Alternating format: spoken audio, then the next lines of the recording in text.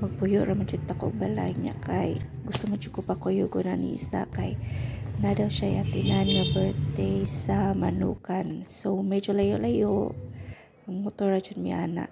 Dahil while taas pa na siyang time, kailangan mo na siyang bayana, lahat sige pag-prepare sa si mo self diha deng. Kay medyo langayan dyan na siya. Dahil yun, libo na siya unsawon niya yung hair, yabang putangan ng pa fur or kadugayan, undang na put siya. Salapit na lang po siya magsalapit pero ibi ato even or naimugbo na yung buhok so muna nga nagkawakat kalkag na yung buhok so muna siya dayon muna dili siya pwede malakaw walay lipstick. Okay, yes, lipstick jud ta.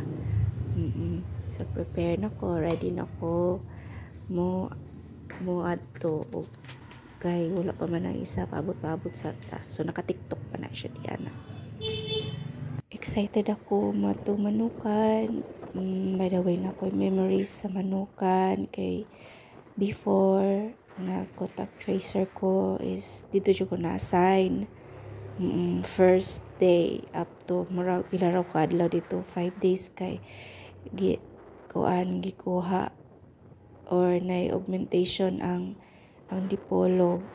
So nangita sila more contact tracer kay mas daghan mang case sa dipolog kaysa ubang lungsod so munisipyo so nanguha sila ubang mga tracers dito ug isa na ko na sabato ni volunteer man ata ko adto kay dol ko ng dipolog kaysa Manukan so ni volunteer man ata ko or isa lang jud ko sa napilian nalibot ako 2020 man to. Ibulong pag COVID dayon. Then memories dito ko nag stay or nag rent ko room lang dayon napod mga kauban na contact tracer dito.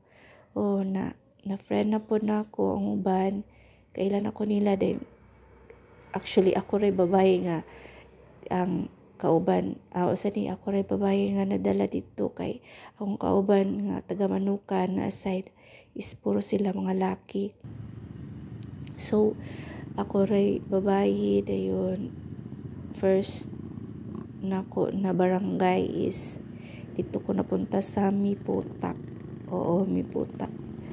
Miputak Dipolog City dayon so happy nalipay ko nga dito ko na bilong na group kay friendly kay sila welcome ra po ko nila pag abot maski wala sila kailan ako or mo pay pagkailan na mo ato pagkakita dayon nga kuan jud adjust po jud ka sa imong mga kauban labi na sa imong gisudlan nga work kay dugay-dugay man po ka wala ng work pero nara po ko'y background unsaon so di na po kay usually sod antod kadugayan pila ka months ang ako mga kauban ibalik na sa Manukan pero ako is nagpabilin jud kog dipolog kay bitaw duha ko ato kay gusto ba ko kay